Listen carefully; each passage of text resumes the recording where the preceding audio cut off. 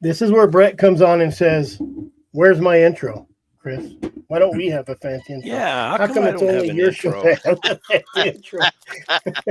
You want to know why? Because Cold Strike Gear hasn't sponsored it yet. That's what I need. Look, is I need a I know. sponsor. And I just did some little stuff to just kind of look at that. Cold Strike How Gear. fancy My that is. gosh. Here, I'll pitch you in. What does yours say? Only Hounds. only hounds. I got Support you. the little people down here. I had one of those hats that he gave me, but what Justin don't realize is I got a bunch of kids and a wife. So in order for me to get a hat, he'd have to send me like 6 of them. I think That's he the knows way how to it go. is. Every time you order a new hat or get a load of hats, I bet you they swipe them. Oh, yeah. What's going on? Jeremy, let's let Jeremy start off with his Arizona trip. My squirrel hunt. Chris Hey, has got an all I outstanding said was I squirrel want to see dog. something in a tree. I did put the heat on Chris. I told him, I said, look, I've been with Casey and I've been with Jared. Never one could show me anything in a tree. So it's all on you. So he did. He put Stinker to work and she treed 4 or 5 squirrels.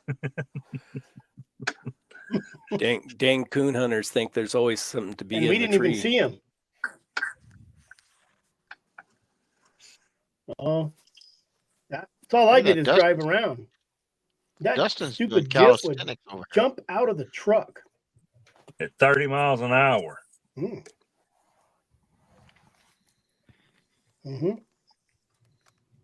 I didn't even know she was treeing squirrels until I seen something out of the corner of my eye. When I looked over, she was rolling in the dirt, 100 miles an hour. Didn't miss a step and just took off running. Got us a squirrel. And then what's your buddy's name? Dale. Jeremy? Dale. He says, how much you want for that squirrel doll? That's He's good trying to buy money a in them squirrel squirrel dogs. Oh, man. Yeah, I got it on video. I bet you if you guys pay attention to Louisiana hunting, they'll be showing here pretty quick. Yeah. I just hope he makes me look good and skinny and strong. I'll have to put somebody else on that. I'll have to cut you out and put somebody else in it. Yeah, use AI. You can use AI and change. That's a whole, Brent, that's you a got whole that lot of picture editing. his soap? You got his soap advertisement picture that Nicholas made him? I haven't seen it. You know, I think you tried to find it, didn't you? Here. I just found it the other day. Just found it. I got a picture. I got a picture that I shared of him a long time ago. Yeah, it's the one I just sent you, I think. Is it the one I If you made? can find it. You've been having a hard time finding these. Oh, someone's on. Who's that? Oh, Jared hiding down there in the bottom. Yeah, that's the one. That's the picture right there. Oh, wait, I have to share it, don't I? He looks like a porn star. Yeah, that's what I'm talking about. Let me see. Well, start it off with when you went down with Jared. Well, Jared was deer hunting originally, and when we got there, there was a line track in the road. So I sent it to him. I said, "Hey, we got a pretty good tom track in the road." So the next day, he was like there, and that started a 9.5 hour adventure down in the illegal country. And he didn't kill me. And you either. taunted him. Yeah. And it was your fault. Didn't you ask him, Jared, do you want to do this? No, yeah. He said, what was it? You said something about how stupid you want to be today. And I said, hell, I was born stupid. Yeah. Because the dogs are bailing off into this canyon. And I was like, man, because they had to lose the line was heading down off this finger down into the canyon, and the dogs had to lose right at that finger right before it went into the canyon. And I was like, I got to bump them dogs down there. And I was like, we could either pull them off right now because it was 2:00 and they've been trailing since 9, or we can bail off down in there, but we're not going to get back to the truck till after dark. And he's like, and I was like, how stupid do you want to be? And he's like, I was born stupid. And I was like, perfect, we're going. Needless to say, I was going to eat those words. Mm-hmm. He goes, I've got a trail. That trail went about 10 feet. And then he's like, well, just slide. Yeah. Like, your sliding and my sliding is two different things. I outweigh you by 100 pounds. Then you got to slide back up.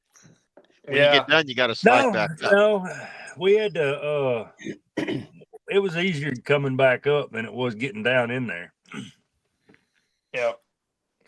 Because we had a rock staircase. Keep on, Jim. And then he came up to my country. Yep. Hey, Brett, I figured out how to get the mountain lions in close, though. How's that? Bring a bunch of whiny dogs. It calls them in. I had one come within 50 yards of camp up there in Chris's country. And y'all didn't get to see it in a tree? Yeah, it came at night. Me and Chris, we went out that morning, and I come back, what was about 1, 2 o'clock that evening. And I walked across the road to get some firewood and found his track. It wasn't there the day before when we got to camp, and it was there when we got back. And then we ran something. I should have tried to run it in the morning, but we dove down in the canyon, seeing if we could cut his track. Oh, try to shorten it up. Yeah.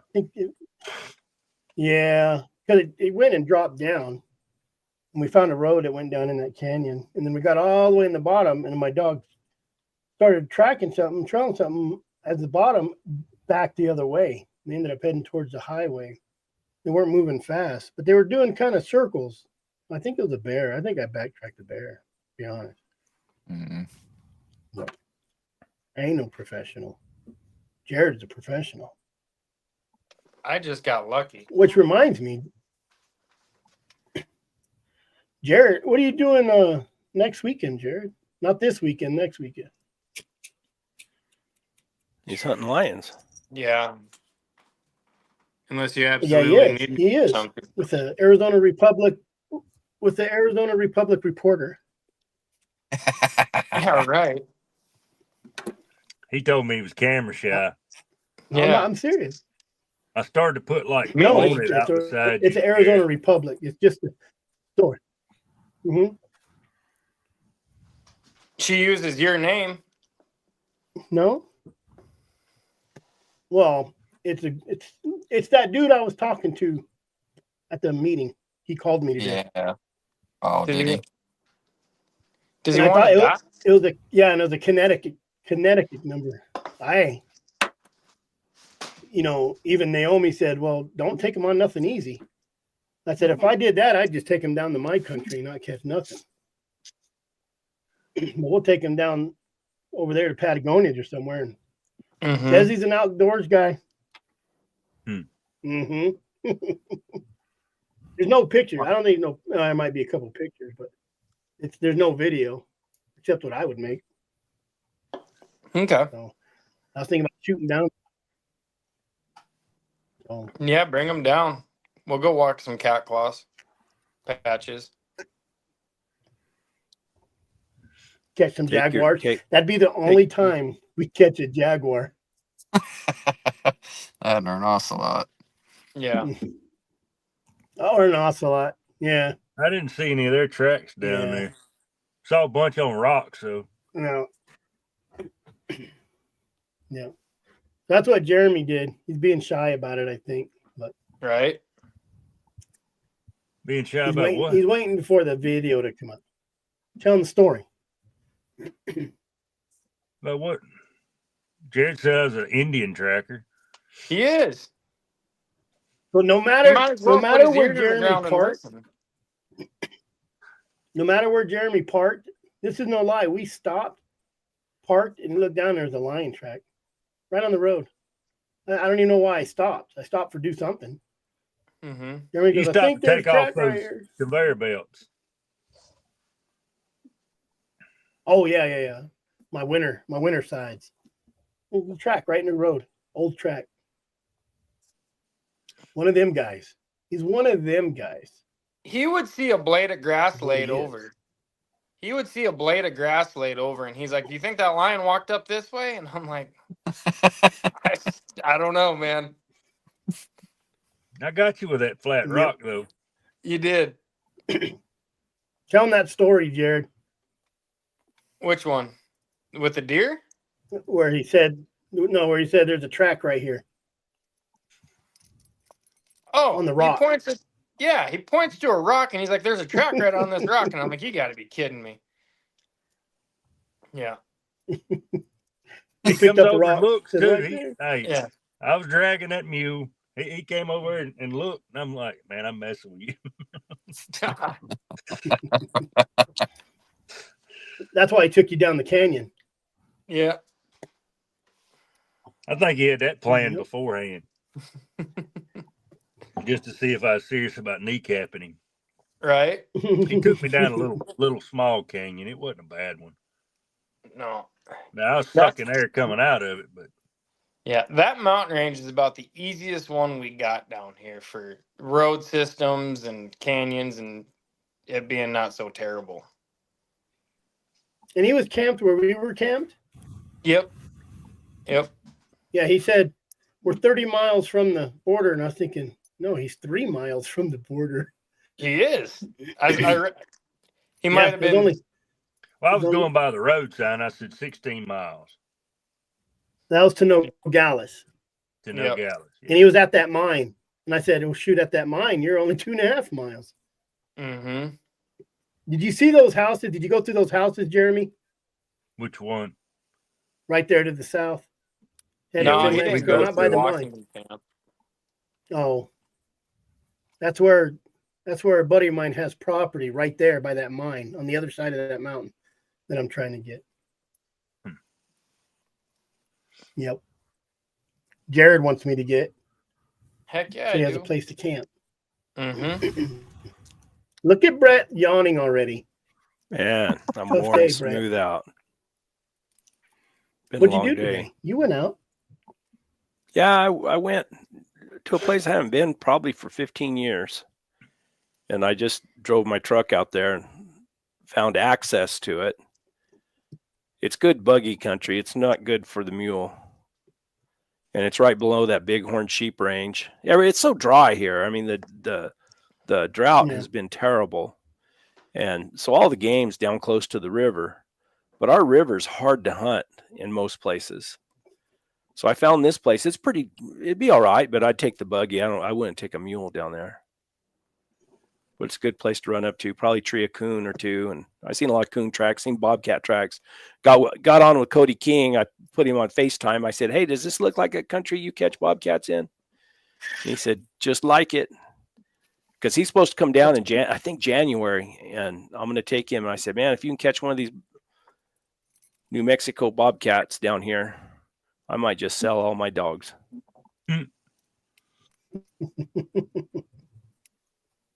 Well, but he's already making excuses. He was saying it was pretty dry.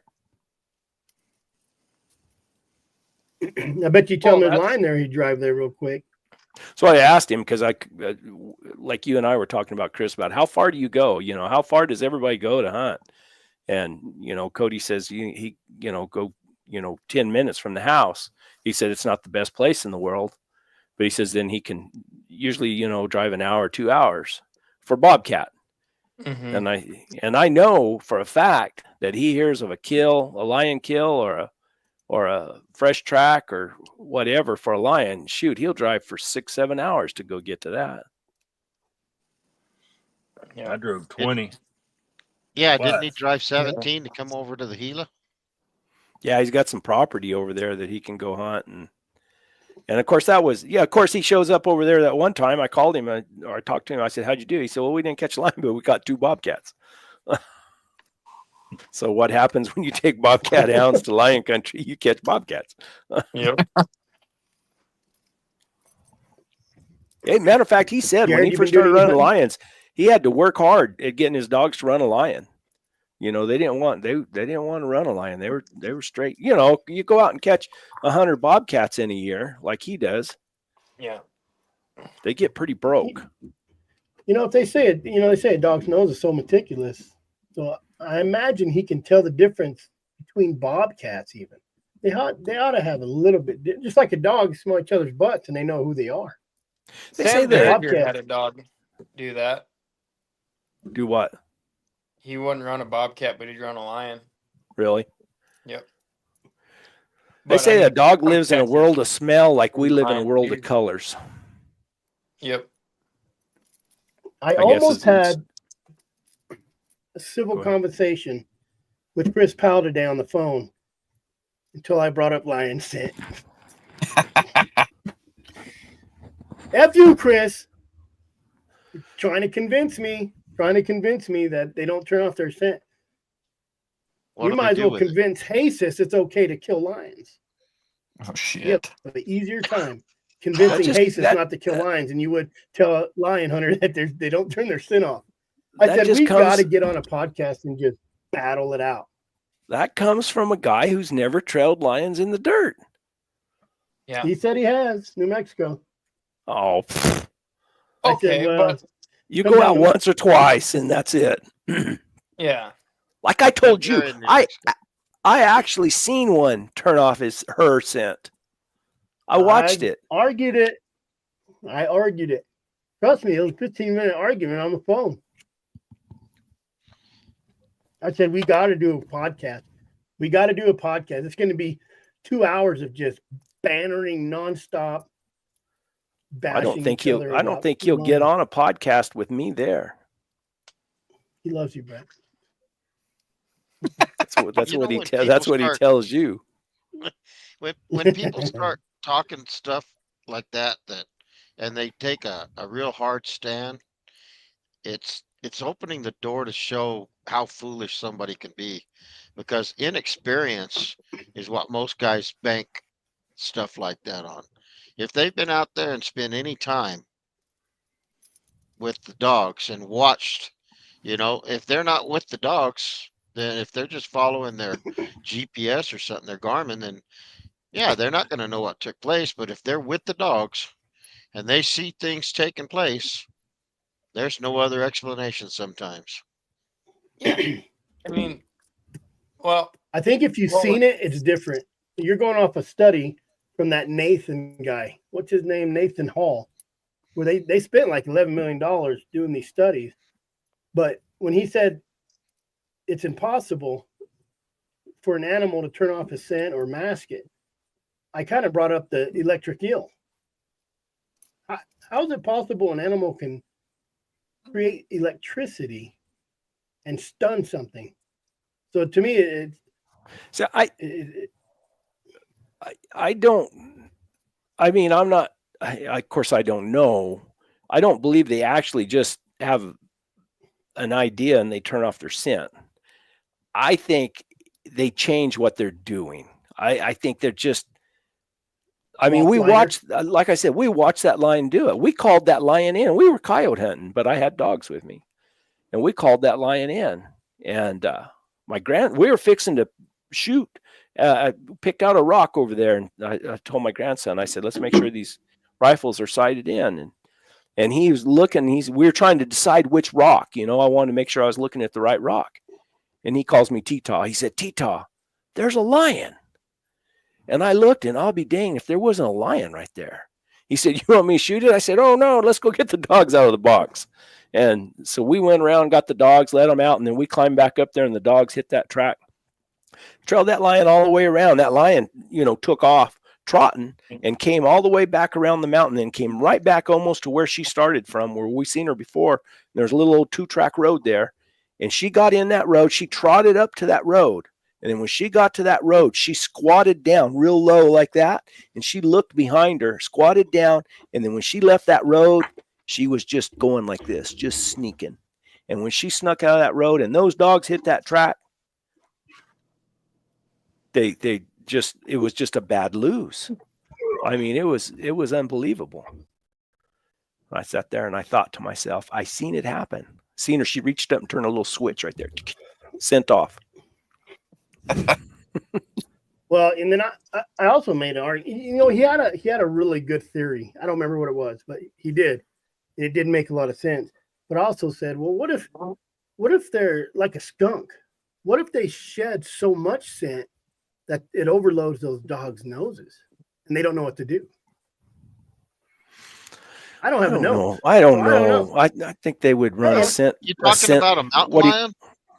A scent plume or something. They would. No, hell no. The cats, there's not any cats that leave all that scent. You know, if you want to talk about a raccoon or a bear or some of that stuff, then that's a different deal. But cats. Well, and if you talk to any of those guys, I mean, like Steve, I think Steve Smith's the one who told me, he said that, you know, he said right before they bed down, when they go to bed down, you can't hardly trail them.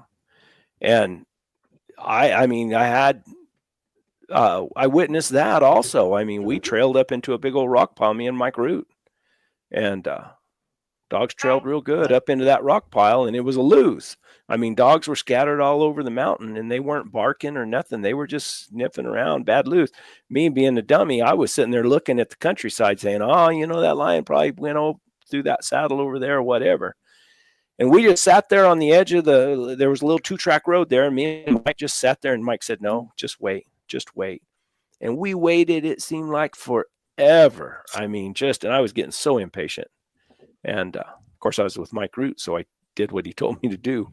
And next thing you know, wah, wah, wah, wah, they had that lion up on a rock. He was just bedded down in there.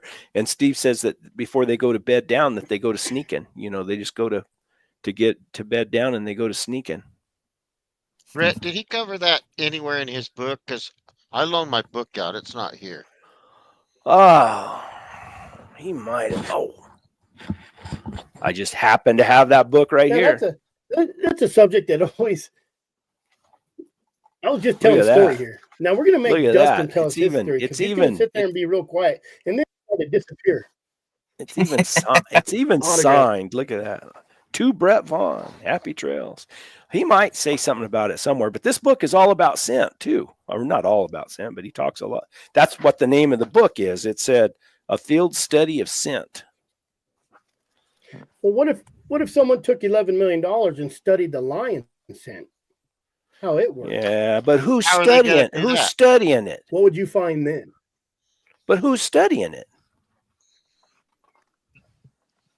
The lion scent or the dogs? You give me $11 million and let me go out and study nuclear physics, and what do you think you'll get? By God, you'll some bonehead saying something about scent. you won't get anything that makes any sense, I guarantee you. What do you think, Dustin? Hell, I don't know. I'm just a peckerwood that likes to follow dogs. That's what I say. I think a lot about it, but I might change my mind next week. Oh, I mean, I'd ask Robert Chase, but he's in snow. Yeah. I mean, I wouldn't argue with them old timers. Them boys have seen more shit than anybody nowadays. You know, it's hard for guys to hunt as much as them old timers used to. No kidding. No kidding. To take what they say and discredit it's pretty hard for me to believe. I mean, I don't have enough experience with it to say yay or nay, but I'm not going to discredit them boys that did it for a living day in and day out and have seen more lions than any of us could ever hope to. Exactly. Look at what Missy Fix said. Put that up on the screen, Chris. Talking about what is it? Looking for a grant to play in the woods. Yeah, there you go. There you go. $11 million so I can go camp out.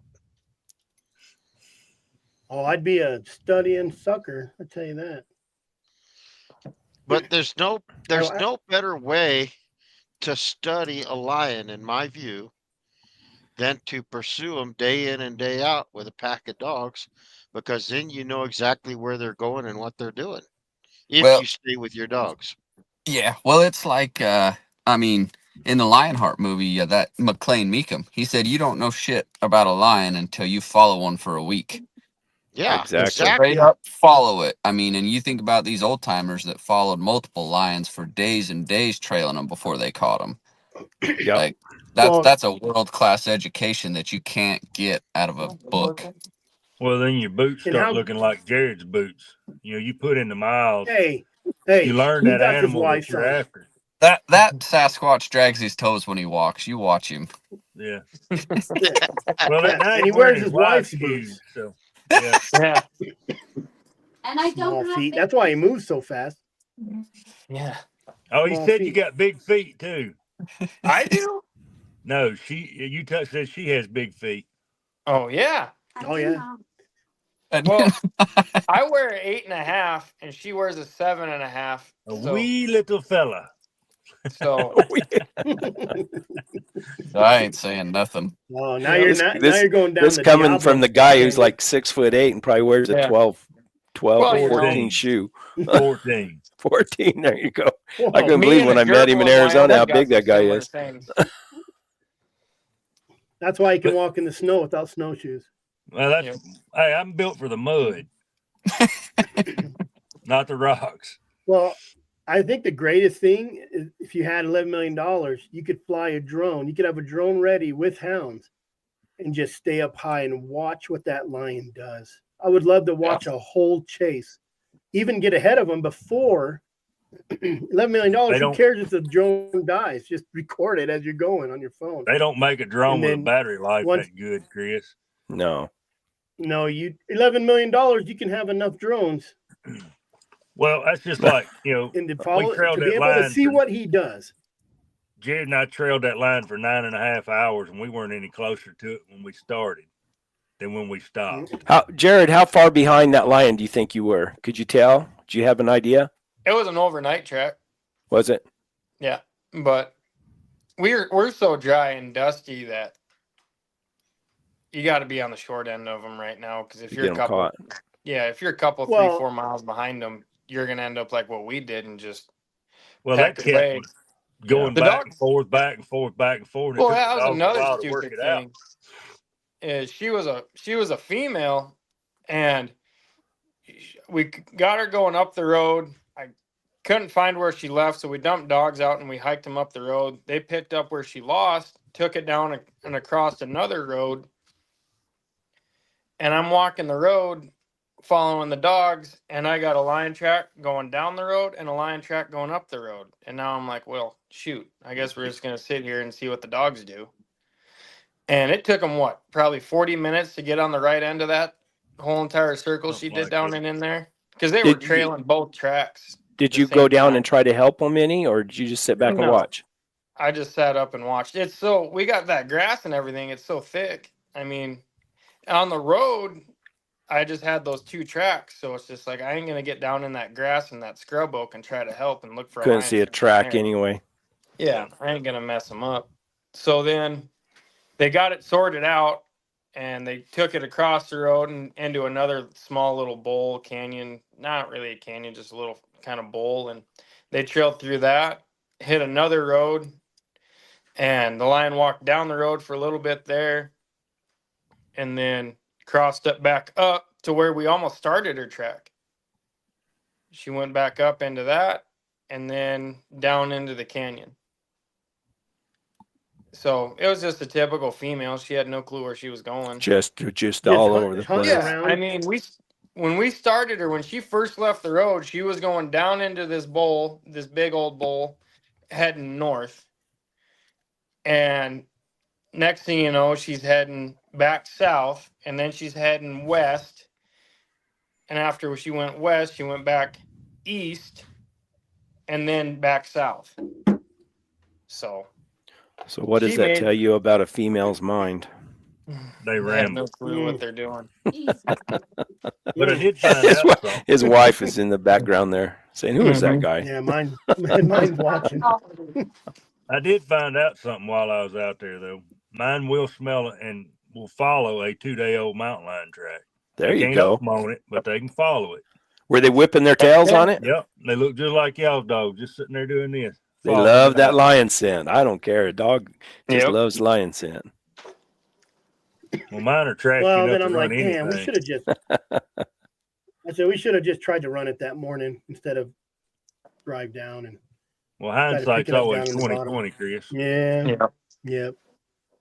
And you're just like where Jared's at. You got the res on the south end and the road on the north end, and hmm you know. Back in the day, Harley Shaw's book was he was the first one that ever did a mountain lion study that I'd ever heard of, and he was on the Spider Ranch over there in Arizona, kind of close to Prescott. And those books that Harley wrote with his experiences, how come nobody worries about those books anymore? Is it because I got science those doesn't books involve here. science doesn't involve hounds? Because Harley did his Because studies with hounds. you want to know why? Because it's not on a reel. It's not on a TikTok. It's not on a video. Yep. TikTok. It's Now, don't if you took print. that book, it's like if someone had like a YouTube like interviews or like we get stories or maybe some tales, maybe you could read some of those pages on there and just do some little reels where you read a couple pages on there. I wonder, would that do any good? You think, Dustin? Like I think so. They do that audio book. they do that with Full Cry on some of the old magazines. I think you Yep. could do it with some of these books too. Yeah. Soul Rick Among Vaughn Lions. reads brave. I got them all. I tried to learn something. I don't know how much of it stuck, but yeah, this is Harley Shaw's book. Does that talk about his study over there on the Spider Ranch? Yeah, that's what I think this one's all about. What's the name of that book? Soul Among Lions. Soul Among. Damn, I'm all hung up here. I got I got Terrell Shelley's, I got Ollie Barney's, I got Brave, Steve Mathis Brave. That Brave's a good book. I like the Brave book. Yeah, it is. Yep. You know, that Trained by a Hound. That's a good book too. Just a good story. Yeah. Like just that. I mean, that's a story where the guy wanted to get into it and just had bad luck in the beginning, and he stuck with Piece it. of shit. I think every lion hunter has bad luck in the beginning. Right. Have you Brett's ever about to lose like- his patience. Got to pull my ears off here. Oh, you look funny then. I lose Well, my I've nothing to temper on hold your his hat show. He loses his temper on my show. Sorry. But what's Didn't mean to. funny is, you know, we rode around that first day, cut 2 lion tracks fairly early, right before it got hot. And then the next day, nothing. It's like they just didn't move. Well, they move, Who but wrote they that just one? go. They Homer just go Pickens? into the roadless areas. I Yeah. mean, you got that giant mountain up top there, and it's like, man, if I go up in there, if I hit the top of the ridge and they start trailing downhill, I'm just going to be in Mexico in 3/4 of a mile. Hmm. You know. So that's just the type of stuff. So you just got to wait for them to come off, and they do. You just got to hit the roads consistently. And that was the only track we cut in Chris's country, and unless you count the 15 rigs on the box around those houses where the bears congregate. Soon, this is no lie. As soon as we hit, I'm watching my Onyx, and I swear, as soon as we hit that, it sent a signal to my dog, this collar, to bark, and they rigged right through those houses. And these are private property in the middle of 4th Street, so they're not cheap property, and they're not. No, redneck they're people. $1 million homes, you know. Mm-hmm. I'd be doing And- circles around that property. We did. Well, let me And tell they you, kept Jared, going north into every driveway we would have a rig. Yeah. The You're thermals are probably coming rigging right the by them house houses, and we'd get a rig. How many days were you there, Jeremy? I stayed 2 in each place. So you were there a total of 4 days and found 2 lion tracks. That's pretty dang good in the 3. dirt. Four Well, line tracks. Four actually lion found- tracks. We found 2 down here. We found that one down the bottom where you stop and park. Mm-hmm. Well, if you ask Jeremy, hold on, he we found got about 5 then. 32. Jeremy Dang. found about 32 lion tracks. You cut 2 tracks that were old the morning I met you. Yeah. Well, I found the one the night we got there at the first Yeah. campground. When I texted you and I sent you the picture, I said, "Hey, I got a big lion track in the road right here at this camp." Yep. And of course, I didn't have any service, so I didn't get his message till the next morning. And then we cut those 2 that morning, and then we cut the 2 when you got to us. Yep. So there's 5 right there. And then we cut 2 up at Chris's. Wow. But now, Down at Dale the and I bottom. were talking about this. I think the reason why I could see them better than y'all is because I was looking harder than y'all were. Because you're used to Maybe. it. No, I'm anticipating this, trying to make something happen. He's probably right, because man, if there was a rock moved I know. where the dogs were trailing, he's all that line. He was came looking through for here.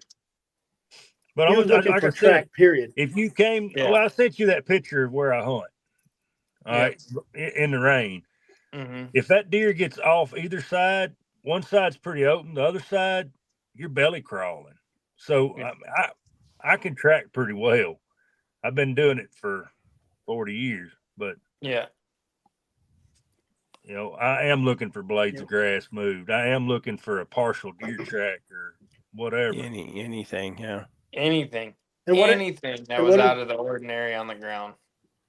and what do they always say? You don't know a lion track until you see it, and then then you know it's a lion track. Well, Diana said I'm just trashy, and then I needed a shot collar. But anyway, Jared said Like I told my Indian. dad, even a trashy dog will tree sooner or later.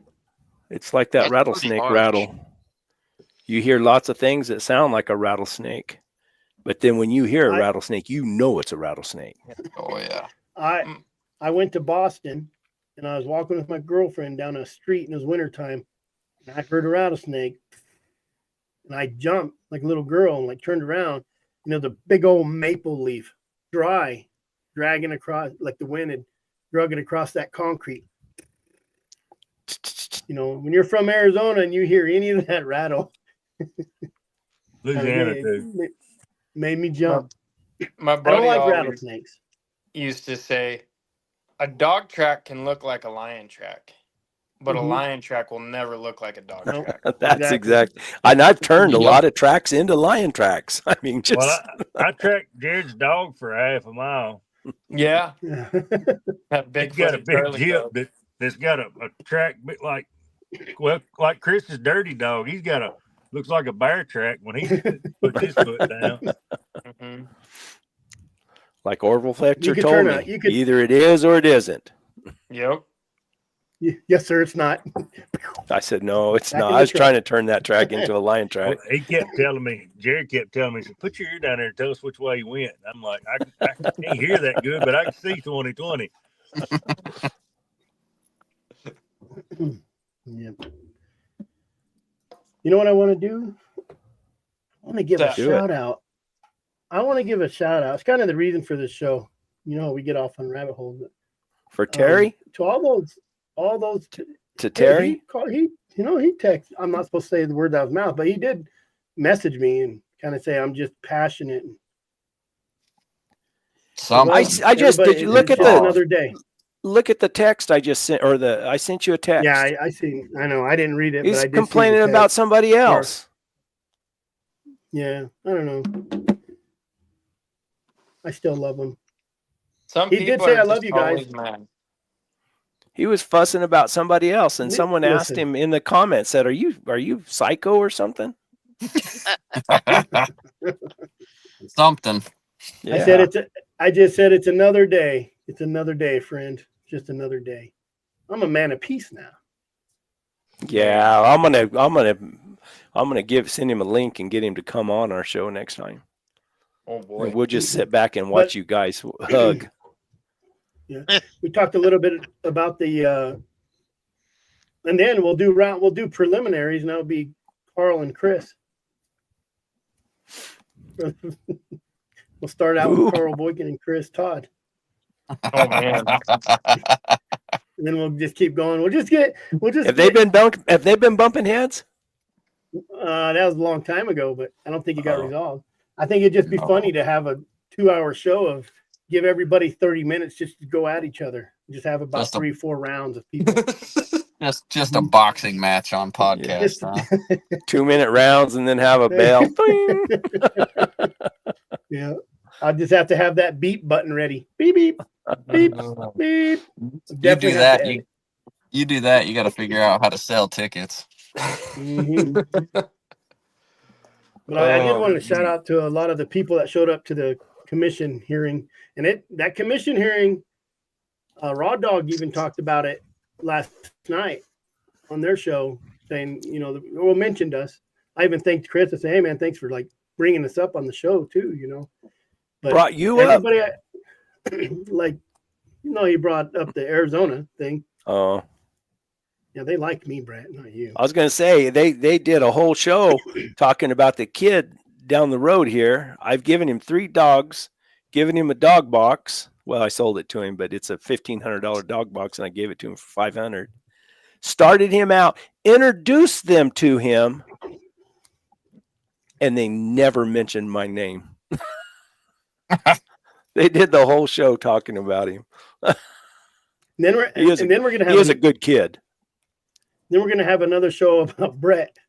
All the little things everybody hates him for.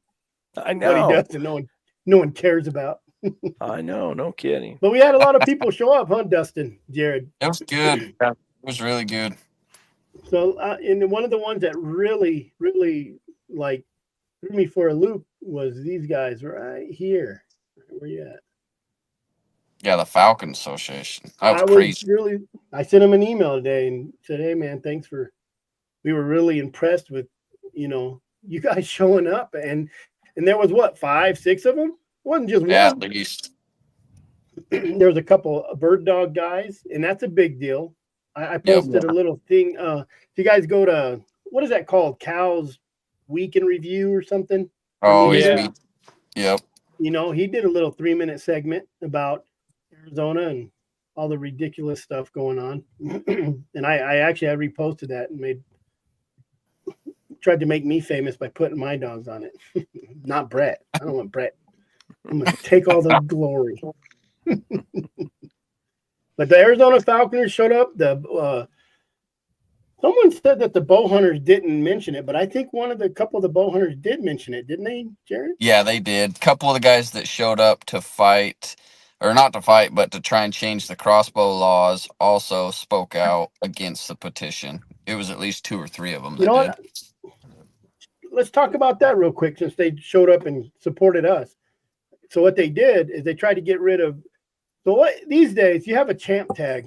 I think how it works is if you're busted up, like you're, I don't know, paraplegic or something that you Certified can't actually handicap. pull a bow. Certified. I'm talking, sclerosis or something you can't do it. And you get a champ tag where you can shoot a crossbow during archery season. Well, you go to your doctor and say, I can't pull that bow back. I need a doctor's excuse. And they get a doctor's excuse, and they were able to use them crossbow. Crossbow. And it's not a really big deal, but that's why they have the what is that called? When not the bonus points, the when you can save your Preference it's points? like an insurance. No, it's an insurance. Gosh, dang it. Oh, the Yeah. point protection. Yeah, Point point protection. protection. That if you can't go, then you turn the tag and whatever it is, you save your points. Yep. But the big deal is it went from like 31 year to 3,200 people with these crossbow permits or whatever. Mm. So it just got kind of ridiculous. It sucks because I have a buddy with ALS. Like, he's getting it pretty bad now. And he's been a coos deer hunter. Back when they didn't even have spotting scopes or scopes on rifles. Mm-hmm. and he doesn't have a lot of time. I mean, it's ALS; it's taken over pretty quick. So he wants to deer hunt a lot. He can over do the a counter. rifle tag. He can do his rifle hunt Hmm. in November, and then in January he can do his archery hunt with a crossbow. Yep. But you know, I also get where everyone else is coming from. You know, you're trying to do an archery hunt, and all of a sudden you got a dude walks around just fine carrying a crossbow. Yeah. Well, Like, here's the in Arizona, can you have a bow tag for deer and also a rifle tag? Well, you're So- only allowed one deer a year, but we have an But you archery can- season. Well, we have an over-the-counter archery season that starts January 1st. well. So it if you actually don't starts- fill it your actually tag, starts if you don't fill December. your tag with a rifle, then you can go ahead and buy a bow tag. Yes. Mhm. Well, But- if you fill your tag in November with your rifle, you can go and fill your tag in January with your bow, but Yeah, you but- can't put in for but- rifle that next year. It's Yep. 2 separate years, Brett. Yeah, But here's the kind of dilemma. he just doesn't have a lot. So of it's time. one deer a year. You can Yeah, harvest period. one deer a year, Yeah, but you could, Same with okay. elk, bear. But how about if in January, if you hunt with a bow and you don't get a deer, can you put in for the rifle Yes. tag? yes. Yeah. So you can do. So you can't do that in New Mexico. Well, we have to. The archery hunters have to notch their tag and notify the state that they filled their archery tag. You're But I mean, if supposed- they don't, if they're unsuccessful, they can go Yeah. ahead and get a rifle tag. Yep. Okay. Yeah, but here's the big dilemma. There's no mandatory check-in. So let's just say you go and whack a deer in January and you get it home to your freezer. Yeah. You're going to go put in for a tag. That's the dilemma. There's no mandatory. You have to call in now for deer. And this takes you, this goes into another rabbit hole of the antis are buying deer tags and calling it in that they got one. So it costs them Yep. $50 to save a deer or whatever the price is. Don't quote me. Well, you know, just like that lady down in Tombstone that I sent you pictures of. Like, Yeah. she had 40 deer in her yard, and she's just throwing corn out in her yard. Baiting. Mm-hmm. But she ain't hunting them. She's just some crazy old lady with nothing better to do with her life. Let me see if I can. No, and that's illegal as heck. I mean, that's stupid illegal. Yeah. You know, and they know about it, but they don't care. They go get them a ticket. They pay their little ticket, and then they're back out doing it again. There's no. What are they going to lose? They don't hunt. So Yeah. they're not going to lose their hunting license. Now, if you made it to where you have repeat offenses on the AR-17s, you lost your driver's license, then maybe they wouldn't do it. Or at Yeah. least I cost mean, you you're- 2 driving points or something. And then they get mad when they're on private property feeding them, and you're sitting right there 440 yards away from their house on BLM, state land, or forestry, and you're whacking them. Mm-hmm. So, what is this? And they'll call on you. They'll call on you, and then you get the game war now there. Benny, 2 cowboys from the 51 Ranch spoke at the Game and Fish meeting. Yeah. I bet Yeah. one of them was Josh Ross.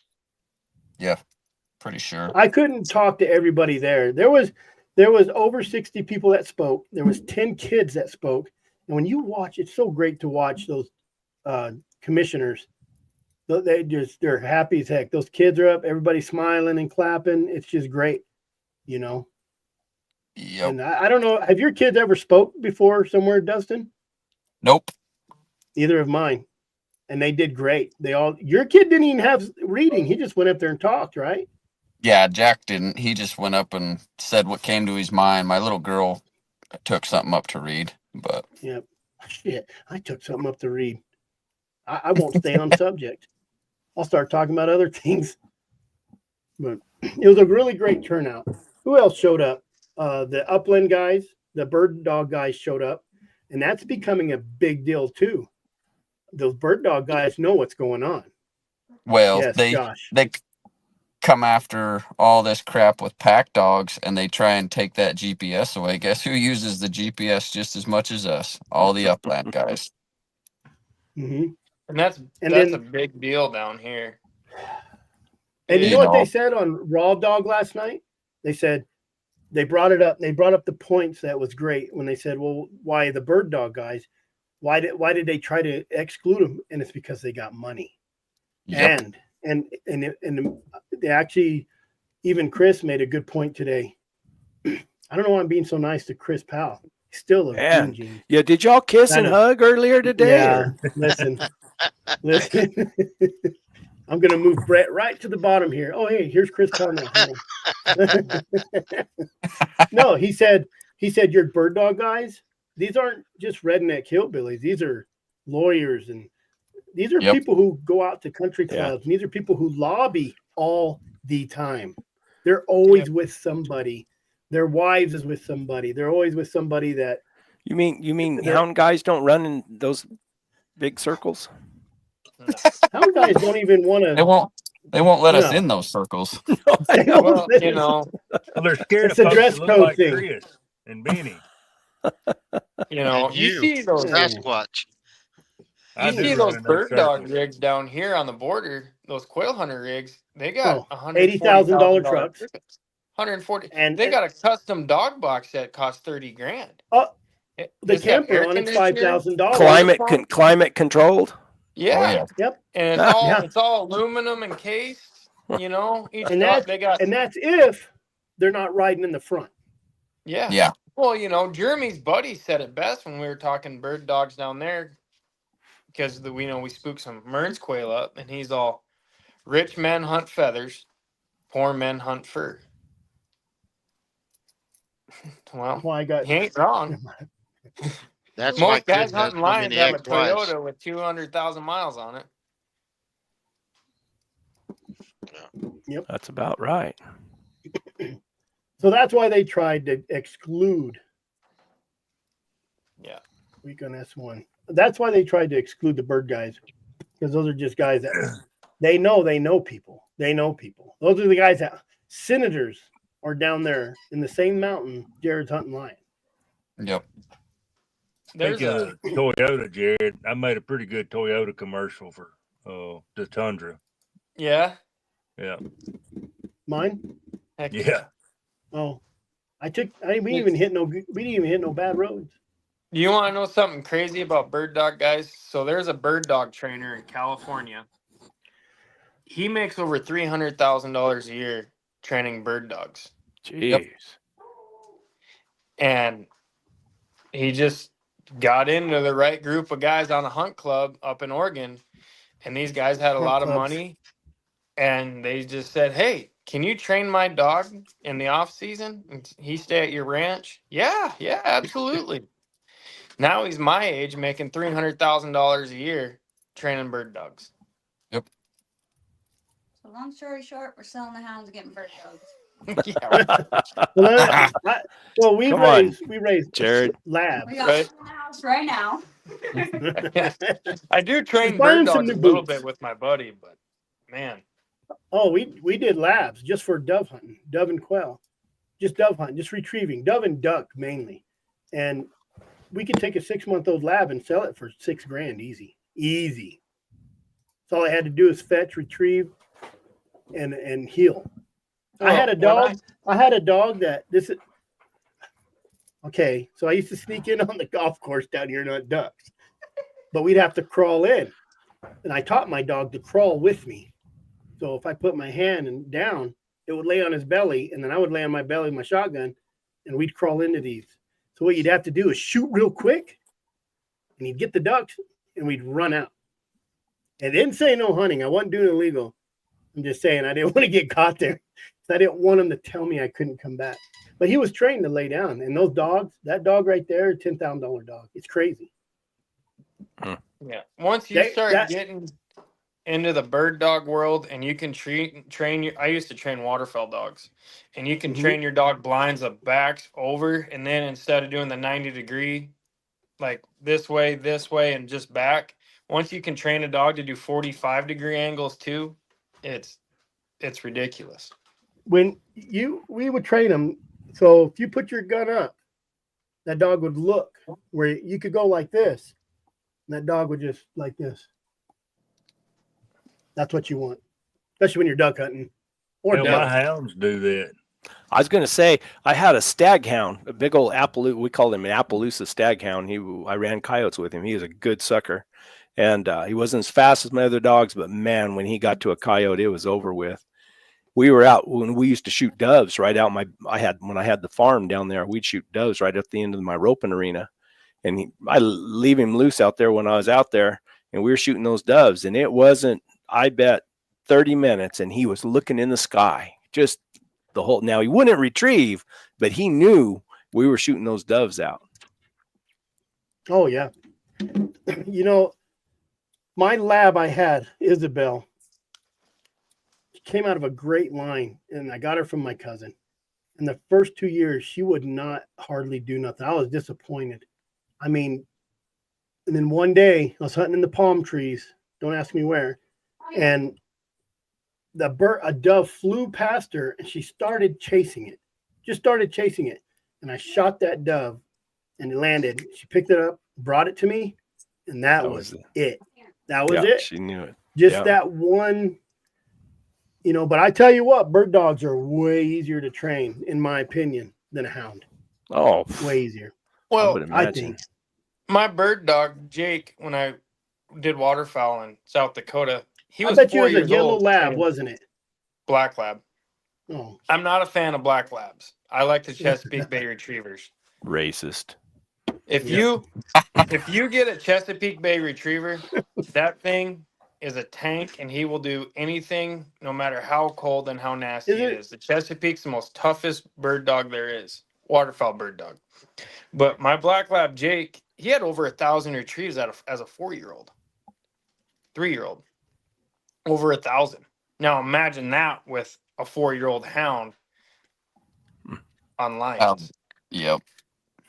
I mean, like we take my wife's bird dog out to go, we train it. He's pointed 60 chuckers this summer, that I go shake their heads and make them go to sleep and plant them in the bushes. If you could do that with a hound, son of a gun, yeah. I'd have flying broke dogs like you wouldn't believe. But, we can't live trap them, and we can't, keep one in the kennel for. Yeah, I'd just like to see you shake one by the head. Well, that's what I was thinking. I've seen that. Let me tell you about Cody Lynn's dog right here. We had 2 labs. Isabel she had 3. She rolled one. We had 2. And she had the first dog. I remember the name of it. Chocolate lab, 2 chocolate. I bred her to a chocolate. The second one couldn't walk. It walked on it would drag his back feet. I'm like, dude, put that dog down. Put that dog down. I was waiting for her she would not let that dog out of her sight. But she had the other dog training it. Well, that dog got parvo real bad and died. And she kept that other dog. And before that dog got parvo and died, I said, dude, I'm going to put that dog down. That dog has to be put down. It's not even walking. It's dragging his back feet everywhere. She sends me a picture of the dog, a dog walking around. And I said, Cody Lynn, I'm coming home today. Put that dog down. Don't try to send me a picture of your other dog trying to say it's Gump. We called it Gump, like Forrest Gump, because he couldn't walk.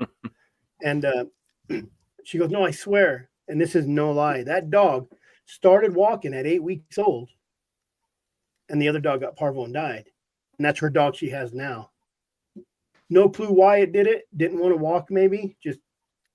But it just started walking one day. And it was running just like Forrest Gump. Swear to God. That's her story. That's why she thinks her lab is the goat. But she can't shoot worth a shit.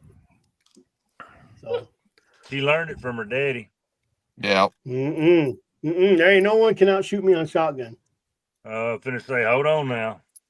No one got to shoot me on shotgun. But come on. Come on, September 1st. We have a big breakfast down in Maricopa. Biscuits and gravy, bacon. We go out and shoot. And then we have a little shooting contest after. There you go. Guys, I'm going to have to bug out. Dinner time. Said I'd stay on an hour, and it's 7 o'clock. So. It is 7 o'clock. All right. Enjoy yourselves. Before you go, yeah. the deal in Douglas is Easter weekend next Oh, year. really?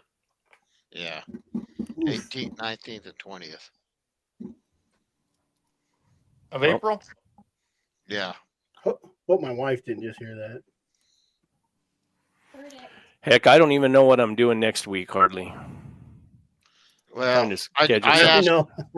I asked Kelly about it Monday, and she got back to me Tuesday. So I just thought I'd Easter. give you a heads up. Cool. Guys, enjoy yourself. All righty. I hate to leave such good company, but I gotta go. Yeah. Bunch of brainwashed idiots.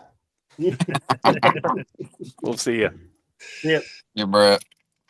Blind. He's blind. Benny, tell us something.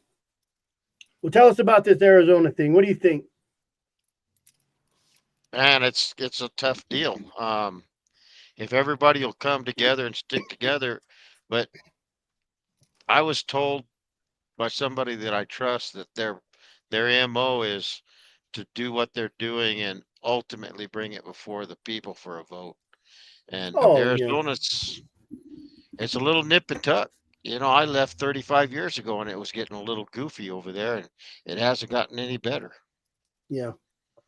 That's everywhere though, across the West. It Anymore. is. It certainly I is. mean, But look at Montana. They shortened the Montana trapping season. yeah, Yep. So and that Little at a state time. was founded on fur. Well, that's why the Falcon guys showed up, because they know what's up. Because I'm not big in. I love falconry. I always wanted to be getting falconry, and we have a guy on our board who's going to be on our board that's a falcon hunter. You know, and I think they knew. So they use dogs to flush out game sometimes. So if you have pack dogs or dogs chasing mammals, they're done. Yep. You know, and I don't even think they thought of that. I didn't think about it. I'm like, Falcon guys, that's pretty cool. They're here. And then we talked to a lot of those guys, and they were telling us some good stories about it. So it does affect everybody, and it does. And those Burt guys know they're going to come after them next. Eventually, it's one- going to end up with the top Oh. tier stuff, like the big orange sheep and the elk, and the mule deer, and the coos deer. well, They're not going to just in stop. Arizona, the big orange sheep people already pay people to kill lions, Mhm. just as a prevention. Yep. That is a fact. You know, and then, man, Jared, you've been on that. We bring this up every time that some guy posted a picture on mountain lion sightings that says, "Here's when I sighted up." He was holding it. I saw that. I'm like, oh, I got man. I got a close look at this one or something like that. Yeah. Yeah. And it's funny. They're like, oh, 180 pounds. I'm like, that thing's 140, maybe 150 at the most, maybe. Yep. And then I think they corrected it later. But, you know, it's just kind of, and that's kind of being a dick, honestly, you know, because they know there's a bunch of people on there but that site, that 127 ruined that site. Yeah. Because I was on that site before, and it was just backyard pictures, across the road pictures. You know, little. You Man. might have gotten a picture of a guy with a lion in a tree, Mm-hmm. but after 127 or during 127, that Facebook page turned into the Wild West. They won't even let Arizona Working Dog comment on it. They took me off. I can't comment. Oh, really? Yeah, I comment as my other name and my other 5 names, but I can't comment as Arizona Working Dog. That one anti-hunter, man, he is mad at the world that 127 didn't pass. Oh, yeah. Misk or what's his name? I don't know. The guy that's hugging a duck. Like he calls Hey. Ducks need love too, guys. Come on. We hug lions and bears. Yeah. Hey, my ringtone for my first wife is a duck, and I call her Mrs. Lucky Duck. So, you know, we all got to have what we got to have. Yeah.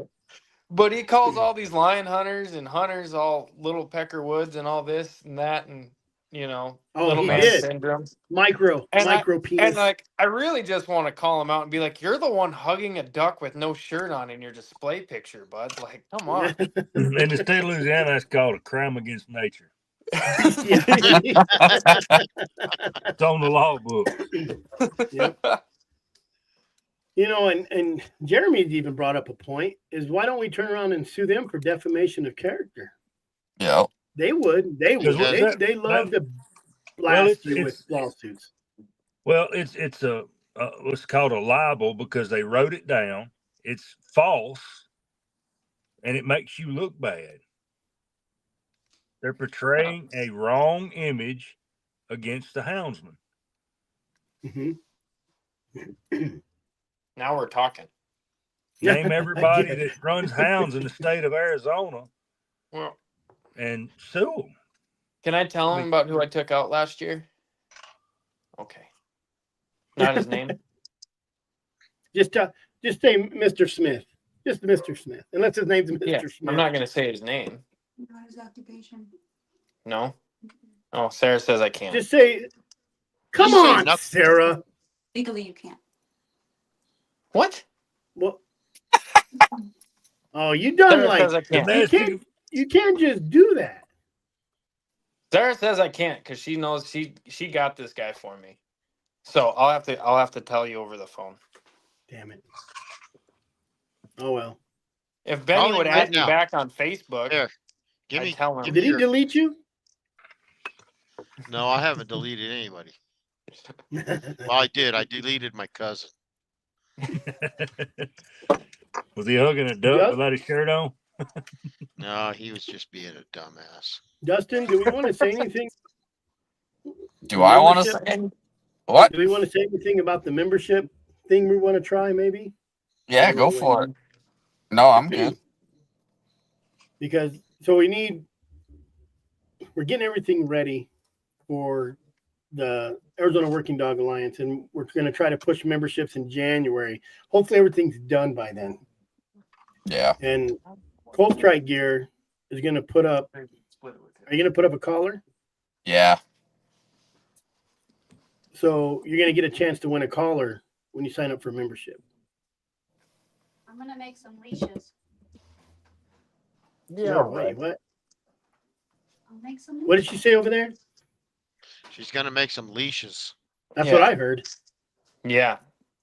So we used to have a little leash company, 5 years ago? It's not little. It wasn't. It was annoying, is what it was, because we had to hand braid these leashes by hand. That was not Mhm. fun. But Well, I didn't see You a could- single leash in your truck. I quit using them. You kept leaving them. My problem is I leash all the dogs back and then I unclip them and let them go. Let the dogs then go, they- and then I turn around and grab my pack and I leave 6 leashes hooked up to trees. I've Like Lost me, a leave lot of everything in the leashes. truck. Yeah. I've Or lost leave- a lot of leashes that way. Oh or yeah. like it'd be like me, I think I'm all prepared, and then I get a mile away from the truck, and I'm like, "Hey, I don't have my water bottle with me anymore." But who saved you? Yeah, Jeremy did. Yep. I even bought water that morning to make sure. And Skylar was going to charge you. Yeah, Jared, don't Gosh, drink sorry. water. Don't let him fool you. He I did. did. Have a water bottle. It was I probably drank- Coors Light in there. No, it was clear, but it had about It had about like a half a cup out of it gone. mm-hmm. I think Skylar was That's drinking good. out of it. Oh, probably let his dogs drink it. Yeah, they So if you're needed it. That So in January, you guys got to pay attention. You go to azwda.com and fill out the little form with your email and phone number. Once we get going, we'll get hold of you. So, Yep. and have you figured out pricing or anything like that yet? Or probably be $50 a year. okay, I don't know. I was thinking about like 3 types of membership, or even 4.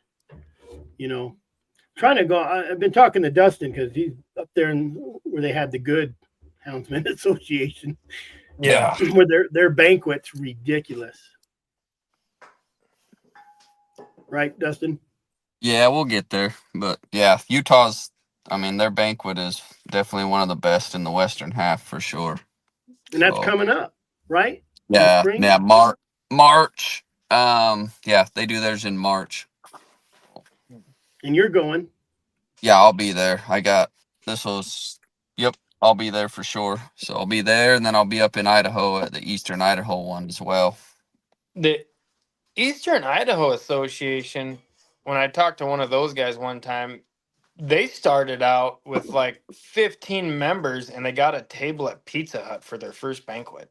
Yeah, and so their banquet last year was close to Utah. They'll rival Utah this year. Yeah, they're huge now. There's Yep. 400, 500, 600 members. Yep. Yeah, like Utah, I think they fed just over 500 people last year, and the EIHA was pretty damn close to the same.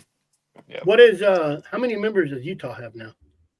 I know their membership's up into the 600s for sure.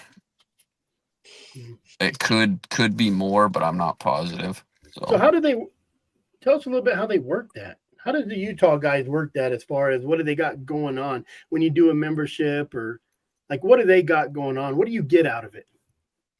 Really, I mean, like if you sign up to go to the banquet, you automatically get a membership, and when you buy a membership, I'm pretty sure you get a free hat with it, just a UHA hat. But really, just like that's the gist of it for the most part, as far as what you get out of being a member, other than knowing. The banquet. I mean, yeah, the banquet, which you still have to pay to go to the Networking. banquet. Yeah, you can go bullshit for 4 hours with a bunch of houndsmen. I mean, the shit level in there gets pretty thick. But Need your but waders on. yeah, but I mean, all the money, especially the last few years, it's gotten real transparent where it goes. But we use all the money to help with bear and lion studies. We buy collars for the DWR to put specifically on bears or on lions, or we help buy some for deer in certain lion areas, so we can help with the deer studies to see what's being affected and what's not by lions or fawn ratios and stuff like that. So they're trying to use all that money that we raise to try and help better understand lions and bears and make better decisions with the DWR. But it's hard when the state did what they did with the legislature. So You know, I read something about that today too, where a couple people were like, it was so bad, the lines were so bad, that's why they did that. You think that's true? no, I don't. I mean, I don't know. I guess depends on how I gotta watch what I say. But Utah, Yeah, I know. let's put it this way: Utah's wildlife board is like the equivalent of like the Duttons and Yellowstone, if that makes sense. They are there to take care of their own and their own interests, and not the public. So that's why they claim that lions are what hurts all the deer, but yet they increase tags every year, and the highways massacre deer and everything like that. Like, I think the deer numbers were low? Yes, because of over harvest, and they had a real bad winter, and the deer never bounced back from it. And when you have a bad winter, the deer go down and the lions don't. So yes, some of those units needed to be checked, but not the whole state. And to just open it up to where it's a free for all on them is ridiculous, and it's not conservation. It's just a special interest group that wanted them eradicated for their own benefit, not the benefit of the state and the ecosystem. So you don't even have to buy a tag for them no more, right? No, you just have to have a hunting license. I don't get that. I don't get them dropping the tags. At least buy a tag. Even if you can kill 10 of them, at least buy a tag. So the way the DWR started out was they took a lot of units and put them into harvest objective. And then eventually they put the whole state as harvest objective, and they changed the seasons to year round. And then they put some units after that, they bumped some units to where they had no quota and they were unlimited, but you still had to buy tags. You still had to follow the regulations of tags, and you had to check them in and things like that. And then, I mean, these groups like SFW and the Wool Growers Association went in, paid some money, snuck it in the back door on a bill through the legislator that just railroaded the whole state and said that they're not protected anymore. Pretty much, in a nutshell. Yeah. So it's I mean, I'll be honest, that system is corrupt as hell and needs to go away and go back to a different system for sure. So what do you think would happen if the antis win? Are they protected right to hunt state or anything? Or if they show up there, do they have a good case? Like you guys are killing everything? Oh yeah. I mean, honestly, at the last RAC meetings that I was able to go to in Utah when all this stuff was going down, the anti-hunters and the houndsmen were on the same damn side. That's how bad it was. Like we were fighting the Quit same killing fight, them. saying you're killing too many lions. Yeah. Like for once we were on the same side as, you know, the people that came from the Humane Society and that come from Best Friends in Kanab and stuff like that. A lot of us were on the same page saying you're killing too many lions. You're upping these numbers way too much. It's ridiculous. So What do you do then? What do you do then when you have the antis and the hunters on the same side saying don't kill lions? Well, and that's the problem is now it's out of the DWR's hands. They can't do anything about it where it's in a bill.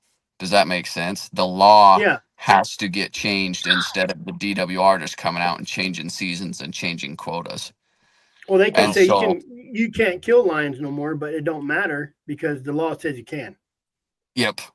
And so what they did is they opened themselves up as a state when they did that to let the shit happen that happened in California, because now people think they can manage wildlife in Utah with laws instead of science and the DWR.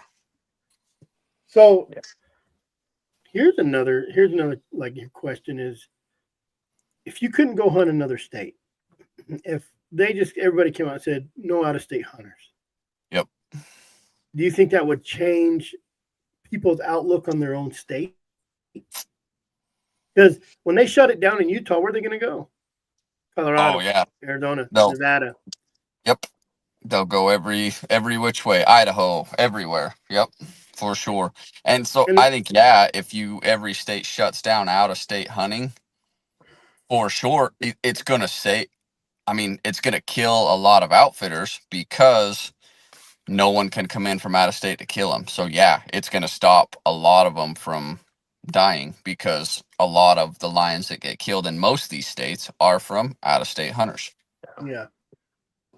So, I mean, I definitely think it'd help the population grow, but at the same point, if you don't have to have a tag and have no regulations, what's to go stop any of these guys that are, I mean, there's houndsmen and there's deer hunters with hounds. So what's going to stop these deer hunter with hounds just going out and whacking every lion they can? Yep. You got to have any animal needs to have regulation and be managed. You can't just do a free for all and go from there. I mean, unless it's like coyotes, but coyotes breed so much that you can't stop that population. Well, they have There's litters. Yeah. One or two. well, You there's know. the same bounty system that got rid of wolves and grizzlies in the West was on lions and coyotes too. Yep. Now, granted, there weren't as many people hunting lions, and they weren't hunting them like they are now. But I think if you look at Texas as a model, without the aid of snow, I really believe the lions would be okay. Oh, I agree 100% with that. Because back when Utah had these split units, so the first half of the season was a draw, and then once you'd hit like February 1st, if that unit would turn into a harvest objective, and whatever lions weren't killed out of the, let's just say 30, whatever lions weren't killed out of the 30 with the draw hunters turned into a harvest objective until that quota was filled. And a lot of those units, later snow is when it would fill. you'd sit at 16 dead lions for a month all through February, and then you have a late snow in March or April, and 10 of them will get whacked in a weekend. Yeah. Look at it. Look at Arizona right now, right, Jared? There's Yeah. no lions being killed hardly Yeah, because there's and no that's the snow. thing. You know. Snow makes it easy to find tracks. They're definitely Li- easier to catch in the Listen, snow. I don't believe in that. I don't believe that snow hunting with hounds is easy at Oh all. I God, don't believe that. I I'm didn't gonna have go. any problems finding tracks. I'm gonna in have dirt. to go borrow some waders from Jeremy. It's getting deep, Well, I didn't have any problems finding tracks in the dirt. but Well, I mean, No, but there's Finding them fresh enough to run is a different story. no, and when and you're trailing a lion in the snow, they don't throw loose. not unless There's they get no in the loose. bluffs or ledges or things like that, they'll throw a Well, you loose. can't go, absolutely, but Yeah, for for the sure. most part, and so when you take that caliber of hunter and that caliber of hunting out of the equation, the lions can hold their own. I agree. I agree for sure. And I not that I ever want to see it go to this, but if God forbid it, if they take away GPS collars, more than 50% of your lion hunters are going to quit. You're right. More than. Yep, because they They none of started them. with GPS. Oh, They didn't. I'll be the I first to didn't. tell you, I did. The very first dog I Mhm. got was the first year Garmin came out. So I didn't know any better. I started with GPS. I have never owned a Mhm. telemetry system. I've been around them, and if they get outlawed, I'll go Mhm. buy one. But it just it makes it so much easier, and well, not easier, but it's less work to bring a dog home with GPS, which is a good thing. yeah. Like it makes it 10 times easier to not lose that dog. Doesn't make it any easier to catch the lion, but Yeah, it makes yeah, it you're right. easier to bring Um, that dog I home. I beg to differ. Center for Biological Diversity says Oh it is God, very easy, guys. Come on. I'm Well, they choking got on. them GPS collars tracking them lines. Yeah, Yeah. Those are like completely different collars it's too. it's it's when God you're dang, that's catching a a big one. lion.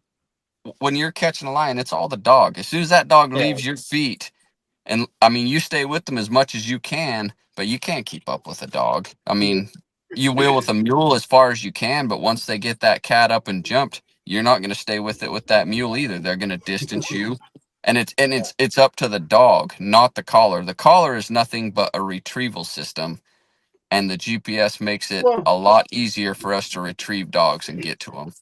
Yeah. and it don't matter. How many times have you been in on a bear or lion with GPS collars on your dogs, and that sucker jumps Oh and you yeah, don't catch him?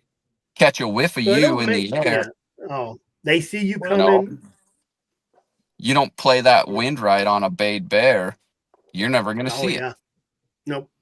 I've You been right know? there watching them. That bear just turns around, the dogs scatter. Oh, 'Cause yeah. Well, that's they know. like, I mean, I had an instance where I judged, I mean, I knew the dogs were bayed up, and I judged what side of the bear the dogs were on wrong. And I came in, and the bear was in between me and the dogs. That bear didn't care about them dogs. I was in his way, and he went through me to get out of there. That GPS didn't do shit for me. As far as that bear didn't Yeah. want to stay there. He wasn't going to stay there. If I was in his way, he was running me over. You know, I had a Robert, bear that wouldn't tree, and he hated white dogs. My dark dog to get right next to him, but those white dogs get next to him, and you turn around and chase them off. Yeah. Craziest Race, thing. racist bear. you see Robert, we're Robert not making chases. fun of snow. Jesus. He's right. Snow has its difficulties, Oh, but it's worse it's than just not it's just not the same. If it was, no. I don't know how many people when I was hunting the Guadalupe, they all tell me, well, we'd like to go down there and try to hunt down there in that rocks and the dirt and stuff like that. And That's racist. we'll say, go ahead. But how come, you know, more lions are killed in the snow. You can see the tracks, you can find the Mhm. deal, you can trail them up, there's all kinds of different issues, but just plain old dry, rocky country, the lions Oh, will hold their own. yeah. I Yep. mean, I have nothing against like snow hunting. Hell, that's how I started. You know, I do both. Me too. I'll go hunt the snow. I'll hunt the dirt, but the success rate is higher in the snow. Yeah. Robert Chase lives over 10,000 feet. If he doesn't get any snow, it's not winter time. They get Yeah. snow in July. Yeah, no shit. Yeah. Only 3 months out of the year he doesn't have snow. Here, Well, here, there's one. Jared, You. real quick. Let me show you this. Let me show you the Oh. pictures before I forget that he sent me. Share Me? screen. Yeah, Tim said to show you these pictures. Oh, I'm gonna try to do it without getting. Oh, hang on. Let me change this. but Go ahead and there's talk. one huge factor in the dirt, and you catch a lion and let it go in the dirt. That's a mistake. Yeah. Yeah. Because the next time you get on them buggers, they know what dogs sound like when they're cold trailing now. Oh yeah. So you have an 800-yard stretch where that dog or that lion hears those dogs coming. It's jumped and going. Your The- dogs are still going to be behind that lion for another half hour Yeah. before they Well, even get to the jump point. well, and then they're gonna hit that long trot. They're gonna Yeah. They're gonna play their tricks. They're gonna find some bluffs and jump some ledges because it gives them that advantage to Yeah. be able to do it. You know, a lion on a long trot in the snow is not gonna outrun these dogs that are trailing in the snow for the most part. No. In the dirt, it's definitely a slower trail for sure. Let me Yeah. tell you And what mountain was this? Tim B. The picture with one mountain is Mount Rainier. The picture with two mountains is Mount St. Helens. The closer one, and to the right of it is Mount Adams. Hmm. So that's the single one. I think that's Rainier. Rainier, yeah. And let me go. And then let me go back here. Here's my soap picture, guys. Anybody wants to know? You guys need some soap. Where's the two mountains? Here's Yeah, the I two need some mountains. soap for my eyes now. Now we need blinders, Benny. There's a difference. There you go. There you go. That's where. See this? See right here? This is where Robert lives. Right here. right. He's Right at up the very in that top. cloud. Yeah, he's up here. Oh goodness. There you go. There you go, Tim B. Timothy That looks Brink. cold. That's not my cup of tea, man. I love a good 1, 2, maybe a 4-inch snow, and I love it. I love it. I'll hunt in that. I'm not gonna lie, I'll hunt in that, but gosh I dang. mean, it's too cold. But in Well, it, that's- it's harder to hunt in the snow, not track in the snow. It's harder to track in the dry ground and not hunt in the dry ground. That's the Yeah. difference. You still have Yeah. you have your problems getting around in the snow. You have your problems catching the track and trailing it in the dirt. So I just rather not get frostbite. Yeah. I Oh, mean, Well, hell, and you run around in a t-shirt when it's 25. cost per It lion was 9. compared Hey, to dirt hey, and I snow is way different. oh yeah. I mean, when I I mean- started, I was hunting off of snowmobiles in backcountry because that's the only roads you could go to get on to find a lion. So you had to ride a snowmobile. You're Yeah. sitting on a 2-foot base on the road, and as soon as you drop off, my short ass was up to my waist in snow. You know, Yep. like I mean, I got little legs, so Yeah. it was When only I to Jeremy's snow hunted, knees. when I snow hunted, shoot, we burned through $120 worth of fuel a day. Oh, easy with yeah. a truck and Yeah. a snowmobile, easy. Oh yeah. I mean, it Yeah, was and just a nothing. truck. You're getting 6 miles a gallon, pushing 3 foot Yeah. of snow. I've been in Hell, I snow do that coming in the over dirt. the. My truck I've been in gets snow where it's 6 coming over miles my a hood. gallon. Oh yeah. Yep. Compared Yep. to the dirt, like I drive 30 miles south and I park the truck and then I'm walking the rest of the day. Yep. Shoot, You I walk spent 60 15 mile bucks. circles. Yeah. Shoot, I spent $15 in fuel that day. compared to, Yeah. 120 and didn't find anything. And I broke a CV axle because I got stuck. Yep. Yeah, I definitely think hunting snow is harder, can be harder on the vehicles and can be harder on you. It can be a lot more difficult, but the trailing is the trade-off for sure. Yeah. Unless you're running 2-day-old snow tracks too. I mean, that's Yeah. a whole different world. Yep. I ran a day old snow track, and I knew what the line was going to do. It was following elk, and I knew it was going to have a kill on this mountain. I said, it has to have a kill. And I knew it was headed that way. So I went up and around, let dogs out. We went around that mountain. I didn't find it. I'm like, son of a gun. So I went around a road and caught that line. That's that line that went, I could jump a road. I could take a line, draw it on my Onyx, go to that next road, and I would catch that line track crossing that road. Yep. He didn't kill nothing. That it was a Tom, and he was going where he needed to go, period. Yep. So That was one beautiful thing about, Nevada being 24/7 was you never had to pull a dog off because of dark.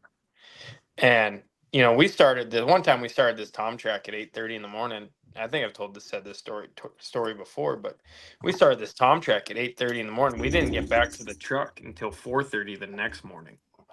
Yeah. You get on them if the dogs can trail on a long walking Tom, your day sucks. Oh yeah. I mean, because you're not you might get small communications with them here and there, but you're like, hey, the dogs, I just pinged them for a split second. They're still a mile and a half away. Yep. That's another thing right there with GPS. Let's go to that subject. Those GPS aren't 100%. And those GPS aren't 100% accurate either. Because when you have a dog dropped right here and you go like Dirty. Remember Dirty, Jeremy? I was over there. By the time I got around, went up some stupid trail. Oh my God, it was stupid. I don't even know if it's a real trail. My Tundra thought it was. And when I got up to I got to read, some bitch is a half a mile the other way. Yep. Yep. So I had to go. And Jeremy, he was up on top. My trusty long range antenna that I got out of the truck, dude, I could pick up both of them. But then we were so far out of reach, the radios didn't work. I was down in a hole and he was up on top. So the GPS, 2 guys and 2 vehicles running still. And then he headed right to private property. Right. And Yucky lost it on a circle, and that's why I know it's probably a bear. But it's not that easy. It's not that easy. And that's why I want to take these guys out. That's why I want to take his name's John, the Arizona Republic guy out. And hopefully, like Naomi says, man, I hope you don't go catch a 30-minute lion. I said, I know. Well, what do? You get to see him in a lion, come out, let's go out the next day. And let's go to another part of the country. It's not that easy all the time. I'm not saying there isn't easy catches, but even those easy catches, sometimes if you're just out working dogs, I mean, it's good if they jump and those dogs get to chase it again, and when they're an easy catch like that, run across the road and you tree them, sometimes it just kind of startles them and they go in a tree and then you walk in and they decide to leave. And I've been on like 100-yard bears, caught them in 10 minutes. And then it's 6 hours after that because that bear went right to the res. We have like when I went with Casey, 30-minute dog race, treed, 2.5 hours to get to them. We get there, they're nowhere to be found. GPS isn't working, showing them back behind us, and they were straight down in front of us. Yep. So, Anna hunters that are watching this, it's not that easy. No. Jared, if you take that Arizona repulsive guy and you catch an easy lion, send him up there with a stick and tell him to pet the damn cat. Pull that tail. Pull it by the tail. Pull that tail. Oh well, guys, I gotta go. I gotta go chat with my first wife before I go to bed. There you go. She's so greedy. She's so needy. Oh man. Well, I got to pet her a little bit too. See All righty, you Benny. guys. Thanks for jumping on. See you later. All right, Benny. I think I think if you want to do that, I'll probably run down that way. Well, let I'll me be answer in- a text message. So I got a guy just hit me up texting me, what am I hunting the next 2 weeks? Mhm. So we'll see. I don't know. He's What an about just taking them along on a hunt? I could do that too, maybe. I'll I'll come take down. him out. Okay, I'll take him out. Hmm. I got a guy this weekend coming down, just a buddy, but I'll take him out. Hopefully I don't Right. catch any monkeys. We It did. happens. It happens. Yeah. You know, The as guy- long as they don't The as long guy as they don't says stretch he'll them camp up. out. That's Well, the only thing I'm you'll worried probably about. beat us Dogs. there. Yeah, you just, kind of like just throttle back, and that way I can be like, hey, He's probably yeah. watching this right now. He's watching this right Yeah, now, and he right. says, "I know what you're doing. I know what you're doing, Yep. guys." But how many times in the last, let's just say 10 times you've been out, have you caught a lion? I think the 10th time the first out of the last 10 times I've caught one. And that was 3 weeks ago. And Mhm. I got a lion jump the next day, but we never caught her. I mean, I got to see her trotting 200 yards in front of the dogs, and the dogs acting like she's 6 hours in front of them. That female, I caught her last year and I let her go, and she's kicked my ass ever since. She goes into this. So we'll get her jumped, and as soon as we get her jumped, she goes into this canyon, up into some, just a bald mountain. It's nothing but ocotillo and a couple cedar trees. And she'll just hang out in these little rock croppings in there, and you'll jump her out, and she'll start to long trot in front of the dogs. And you saw the rocks. Mhm. The dogs are leaving gobs of blood from their noses from cold trailing her, and she's jumped walking right in front of them. The scent plume that everyone talks about that hovers in the air when the lions jumped, it's not always there. No, Well, that heat dissipates it. Yep. Yeah. And if there's no humidity and everything else, all plays a big difference into that.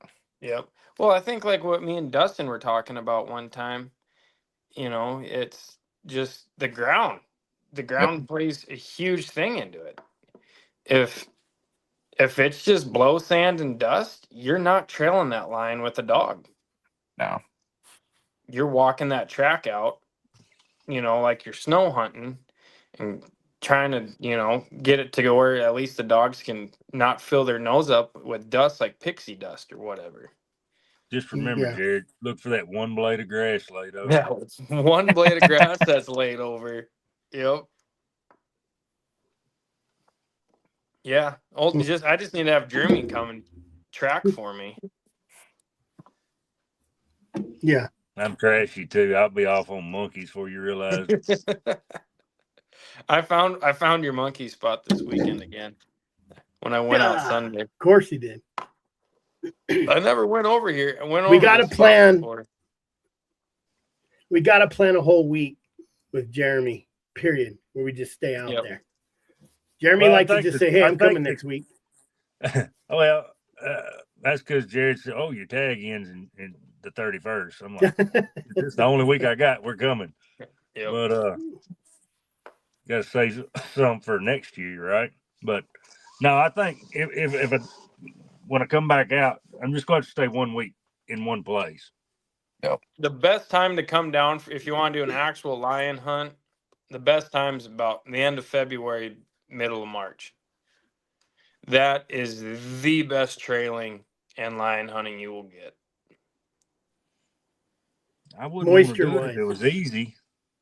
Well, No. it's still not easy. It's still not easy. It just makes what it I a lot told funner. Casey. That's what I told Casey. First and only lion track we saw, we turned loose on. 30 minutes later, they're treed. I'm like, really? I came to hunt in the dirt. It was this damn easy. He's like, we ain't made it Oh. there yet. Right. And The first it wasn't thought, easy. the first thing I think is the first thing I think if my dogs did that and I'm on a line is, what did they got in that tree? Pop up bear. Did they jump something on the way? Probably a bear because I run both. Well, if y'all have seen where they were at, wasn't much they're gonna jump other than what they were after. Mm-hmm. You know, I'm never that lucky. Well, I this jumped a is lion luck. off a lion kill and caught a monkey. That's my luck, Jared. You know, I knew something was messed up that day when my puppy Mark treed first. And he was about 100 yards away from my other dogs. I knew something was weird, but I'm like, hey, maybe. Then I get there. Yeah, I've had, stupid stuff like that happen before, but not this time. My puppy decided to go catch a monkey by himself and pull all the dogs into it. That'll happen. Yucky does that to me. Let's go. I got dogs way over here, and there's Yucky by himself. I'm all, damn it. What does he have? And I'll go in, and it'll be a bear. He'll have a bear. He's done that like 5 times. Yeah. I'm like, damn it. I go in, and he got a bear treat. I'm like, son of a gun. Yep. So. That's like up there where Chris is at. It's the drive up there. Conditions just aren't right for trailing anything. Well, down in the bottom there, horses. the horses I have told that you about place messed up. you about the one that tried to run us over, huh? A big gelding tried to run us over. A gelded wild horse. No, he ain't wild then. Yeah, he's a feral horse. Did he have a square block burned into his rear end too, where Brand used to be? No. He was slick-eyed, gelded. I told Dale, I said, did you see that big gelding wild horse? He said, yeah, I did. I said, well, I thought I was seeing things, but if you saw it too, then I guess we ain't seeing nothing. Yep. Well, what else, guys? What else? Dude, now he got me all nervous thinking about this news reporter. Oh, he acted like he was really interested in the process. But I'm the same thing. I gotta vet him still. Yeah. So I'll run in a number and find out who he is. Make sure he's not an anti. And who cares if he's an anti in this, guys? What is he gonna really do? Yeah. Get you a waiver. No, because pictures. No video. I'll record everything anyways. Yep. And also I was talking to Dustin about this today. We got the Hound Rendezvous. I would say coming up, but it's only 8 months away. And this time we're going to be prepared, and I'm going to try to do some real good stuff with it. So go to azhhr.com. There's nothing on there. I deleted it all. It just says the upcoming stuff is probably going to be August 22nd. That's what I have to see when all that unit opens. Yep. But it'll probably be August 22nd. The regs will come out in March for the season openers for Lions. So stinking long. Yeah. So it'll probably be there. I do know where it's going to be. Going outside. I do know where it's going to be but I got to run down there and get with Casey. Okay. He got us a good big spot, and I think he has it for a whole week. Okay. So I'm going to set up camp. Yeah, I texted Casey as soon as I got to Sholo. He's like, what? No phone call? I'm like, I didn't have service from the time I hit Patagonia till the time I got to Sholo. I had enough GPS to get to Sholo. I got a GPS. I got what is that called? The GPS message? InReach. InReach. I got an InReach from Jeremy headed your way. That's the first time I got to use it. Text him and said, I'll be here. And here's another thing. Guess who's sponsoring that Arizona Hound Hunter Rendezvous? What's that? That guy down there. Nice. Cold Strike Gear. Right do a little sponsoring on it. He's all over the place. I'm trying to get Apex dog boxes because I tried to give him a call. I left him a message. I texted him because Justin was saying, he was talking about a guy up there who donated some dog boxes, and it got him a lot of business. Yep. So I talked to that Apex dog box guy, and mhm. he's reasonably priced, and his dog boxes, I think they're even powder coated. Can be. If they're, Yeah. yep. Yeah. Mhm. I mean, no, he's a So if real he's deal. watching, I've been kind of putting his name up there a lot. I'm gonna try to get him whether we raffle one off and where he can make And his money or you're auction not it off. related to him? Not that I know of, unless he's rich. No. Then yes. Well, his last name's Watson. Yeah, no, I Sure is. told him. Nobody I know. You never know though. Yeah. But Well, you know, Right, hey, could be one of Chris's kids. yeah. You know, maybe I don't know. maybe the Might 10th be. one, you finally broke double digits. Oh, I'm sure I'm up there in the teens somewhere. One day they'll come find me. But so if you want to go to keep an eye on everybody, azhhr.com, and I'll just Yep. it ain't much. It just have the dates, who's going to sponsor. Once we get going, I'll start putting whatever we're going to give away. Probably be the same thing as last year, a dinner, except it'll be more organized, maybe, right, guys? Yeah. Yeah, maybe a It little. went pretty well organized last year. It was You a know? 1 month deal, like, hey, let's do this, and then all of a sudden I get Casey and Diane, hey, we'll do a dinner. So was but that more than dinner 1 worked out month. really well. Yeah. So they did a good job, Casey and No, Diane. And it was all great. pickandshoveloutfitters.com, I believe. Yep. Yep. Those guys handled it, and I hope they handle it again this year. They're planning on it. So that takes a lot of stress off. And I'm planning on doing a lot of auction-y, raffle-y stuff. So we're even raffling off that Jared goes to your house once a month and cleans your dog poop. That's right. We can start here first. He'd have a hard time coming to mine once a month. Yeah, it'd be Yeah, difficult. yeah. I'd do it for you though, Jeremy. I'd go over Just there for you. for you. Mm-hmm. Well, It you took would it easy take- on me, so I mean, I guess we could share the problem. I help you, Yep. you help me. Yep. So keep your eyes open, guys. AZWDA. We're gonna try to kick off, as long as everything falls into place the next few weeks. We'll kick off the membership for the Arizona Working Dog Alliance. Yep. So might even win you a collar. Yeah, nice old Garmin TT25. Unless you want a 15X, we can do that. Mm-hmm. Right on. So you put in, and then we was even thinking, if you do a membership, you'll get an entry, and if you go to the commission meeting, you might get another entry. Yep. Maybe, I don't know. We'll see. Got to get these people. Oh, and that's another thing. We had over 60 people talking at the commission, which was fabulous. Now, next month, there's two ways it'll go, right? They'll either kick back that petition and say, don't fall in our guidelines, or they'll vote on it and say yay or nay. Yep. So you still can email. You can still email. If you go to azwda.com, I'm going to put those emails on. It's all over Arizona Working Dog Alliance on Facebook. It's all over. I think I even put it on Arizona Houndsman.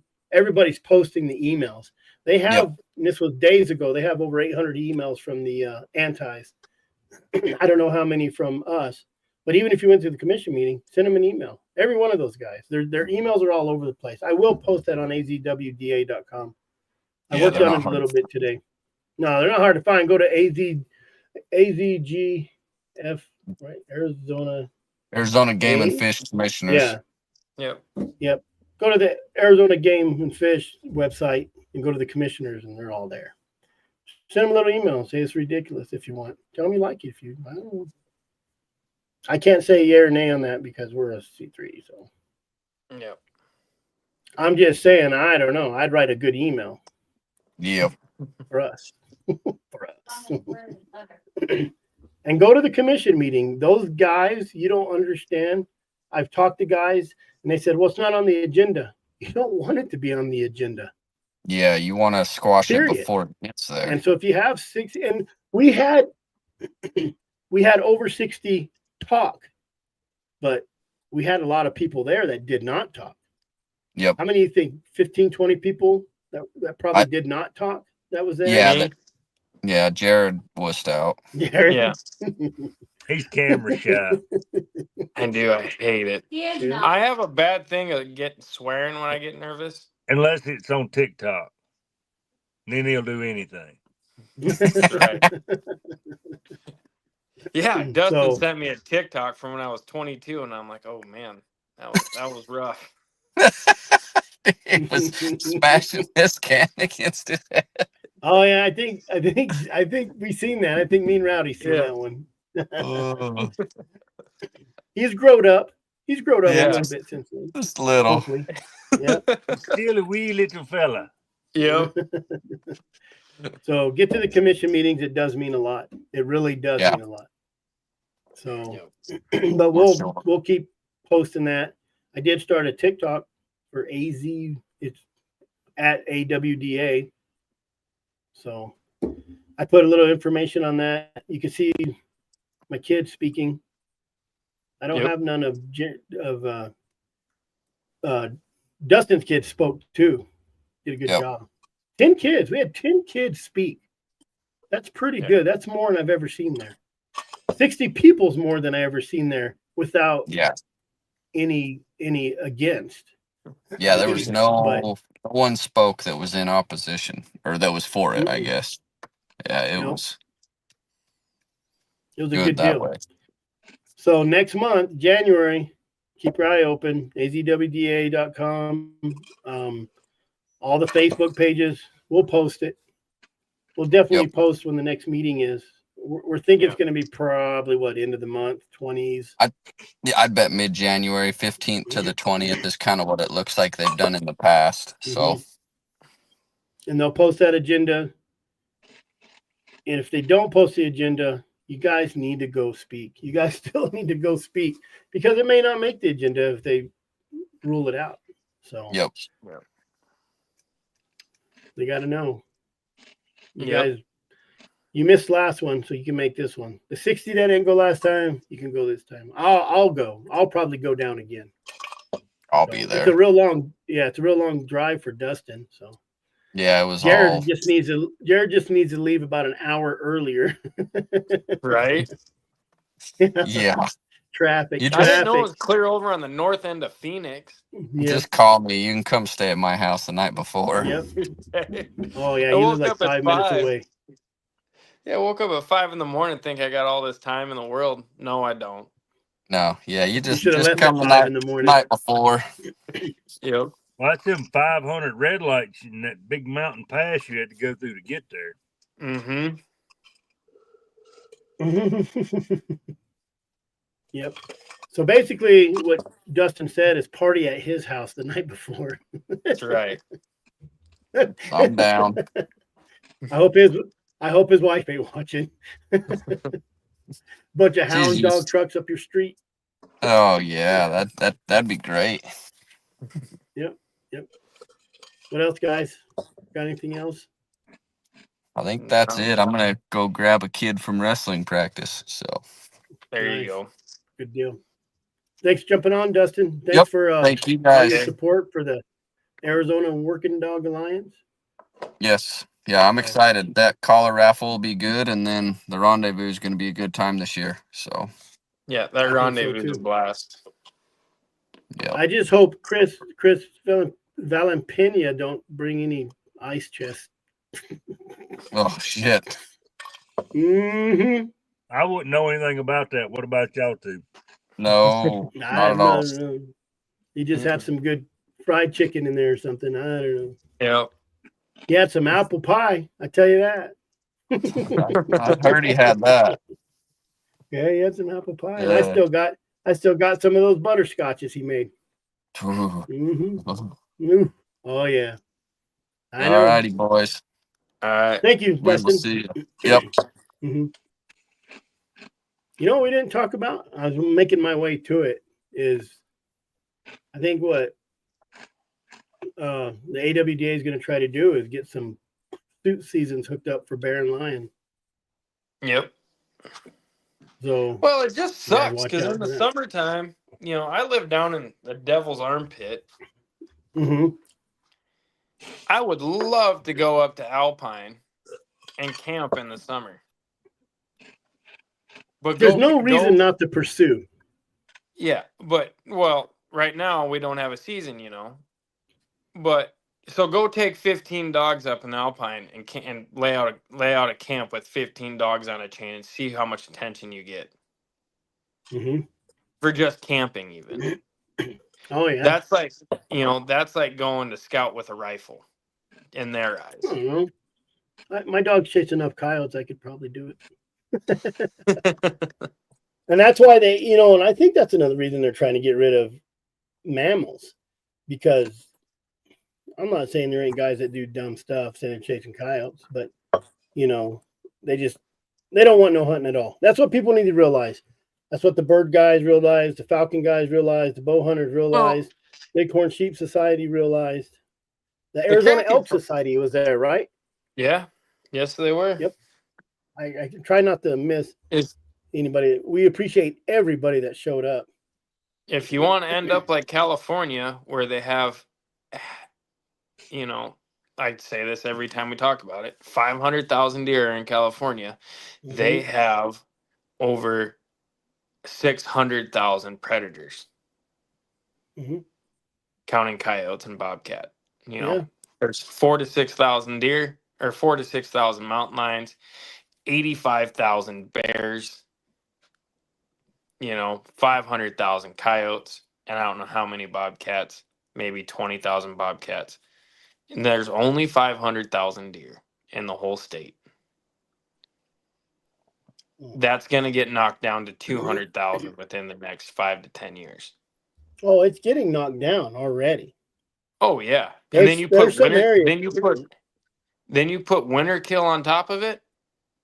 Roadkill? Did you see the mountain lion roadkill? Oh, just it's the crazy. mountain lion roadkill? Holy moly. How many was killed by? I don't remember the numbers. Do you remember the numbers? No, I just remember seeing the map. 300 or something outrageous? Yeah. Yeah, they need to shut I them think freeways down, buddy. It's time to get rid of the cars. Yeah. It's what was interesting to me with this whole little trip, whatever you want to call it, is down there where you are, Jared. I didn't see I saw the tracks, but we didn't see as much game, big game, not talking about quail, as we did with Chris. I mean, we saw 50 mule deer, Chris? Oh my! Well, the deer were ridiculous in that area. And one line track. The deer down by me, the coos deer. I mean, they're 100 pounds, and unless you kick them, they don't move. Well, I used to hunt that area, and when it got past 9 o'clock, we'd roll boulders down the canyons and get them to jump up and move. Yep. Well, me and Skylar the day before were glassing for deer, and we saw 2 bucks and 2 does kind of following the trail, and we're glassing, and we're trying to see if we can get a decent look at this buck. And next thing you know, a shot cranks out on the other side of that ridge. There's hunters on the other side that shot at a deer. All of a sudden, we weren't looking at 4 deer running. We were looking at 12. Mm-hmm. The coos deer is just impossible to see. But like I said, I still didn't see the amount of game in your country as I did in Chris's. Now his is wide open, it's not as thick as yours. Yeah. So they're easier to see, but they were everywhere. Now we didn't see the first elk. Didn't see any bear sign until we got around the houses. Yeah. And I tried to talk him into dumping the box, and he wouldn't. But anyway, this close. I mean, one time every dog in his whole dog box picked up off the back of his truck. I'm like, it's time to turn loose, Chris. Right? Listen, Yeah. I'm a law-abiding citizen when I Yep. have witnesses. Get my waiters. I got people in the family that call me every day and say, "What you been doing?" Every time my son calls me, I said, "Whatever it was, I was nowhere near it, and I have no clue what you're talking about." And he says, "That's all right. I only got a few questions for you." I'm like, son of a bitch. Well, you know, you always have that one right. You can plead the fifth. That is That's true. right. That is true. So we're still working on it. Membership's coming. That's Yep. pretty cool. That's pretty cool that Cold Strike's gonna donate Yeah, no, that's collar awesome. Yeah. for new members. That ought to help out. That is awesome. Yep. So same thing with he's going to sponsor some of that. We'll get some more sponsors for the rendezvous, and then probably the following year we'll probably do some sort of spring banquet. So Sweet. Sweet, something. sweet. Other than that, We'll get me a T-shirt made, Jared. That says I Yeah. survived Casey Fair and Jared Fisher. There you go. don't There you forget the go. back. Don't forget the back of your shirt. Son And of a Chris gun. caught me a squirrel. Chris caught me a squirrel. Chris was the only one to put game in a tree. Yep. He said, Stinker. "You didn't say what we needed a tree. You just said Hey, put something in a you tree. said, so we can film it." I want to see something in the tree. But We hey, got it. I did get him not being able to hit nothing. Also, Yeah. Oh man, I'm trying to shoot my son's cricket. squirrel I would could sit there not. and be like, "Shoot me, shoot me." Yeah. He'd shoot. The squirrel would sit there and be like, "You missed." Yep. Didn't have my rifle. I use a shotgun. I don't like messing with them 22s. And the 22's only this big, short. Yeah, I mean it was like 24 inches long. And then I think Jeremy grabs it and shoots first shot, just whacks it. I'm like, gosh, dang it.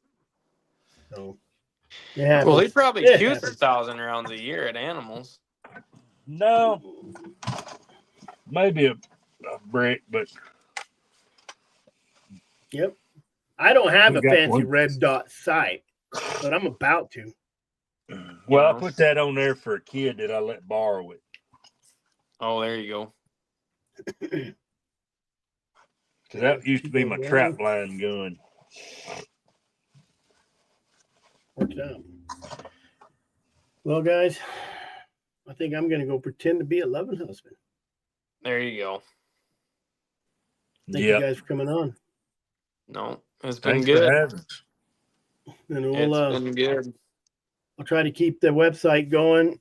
Let everybody know what we're doing with the Dog Alliance. The Hound Association is what it is, but we want to include everybody. So go to AZWDA, fill out that form, azwda.com.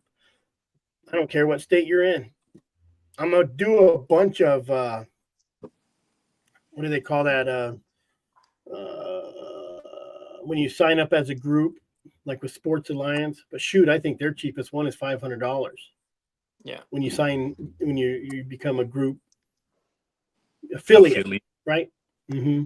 Yeah. Affiliate membership. Yeah. So I want to do a bunch of those. Hopefully the National Houndsman Alliance gets going. They need to get their crap together. Chris, pal. And we're setting up a GoFundMe to provide Jared with a new pair of boots so he can get out of his wife's boots. Right? He should find enough laying down there on the border. He's got to They're find all one his wet. size. All we found was soles. We didn't find any Yeah. whole shoes. So, Dang. all right, guys. All right. See you guys later. Next week. All right. Yep. Jeremy, thanks for coming on. Thanks for having me. All righty. See you, boys. See you. Appreciate both of y'all. Yep. Talk to you later, Jeremy. See you. All right, there you have it. 2 hours of nonsense. If you guys want to go to azwda.com, put you on a list right now. We're working on all the financial stuff. Cold Strike Gear is going to donate a collar to be raffled off when you join up. So once we get going in January, we're going to try to push that membership. And That's how we're doing. Got to make some money, spend some money so we can fight these guys. It takes a lot of money. I've been talking to a lot of people, and man, just I think Colorado spent, I don't know, $15,000+ just on social media advertising. So it costs money to win, and it costs a lot of time. But I want to everybody who went to the commission meeting, I appreciate it. All the organizations, the falconry, the elk society, bow hunter guys, the trapping. I forgot to mention them. The Arizona Trapping Association. You can check all these people out. I'll probably put a list on azwda.com, and you guys go check them out. Join their groups. They need money too. They're sending people to help us. We're helping them. That's what I made an alliance. Other than that, Hound Rendezvous will be coming up in August. azhr.com. Keep an eye on that. And until next time, you guys always remember, keep your powder dry and stay safe out there.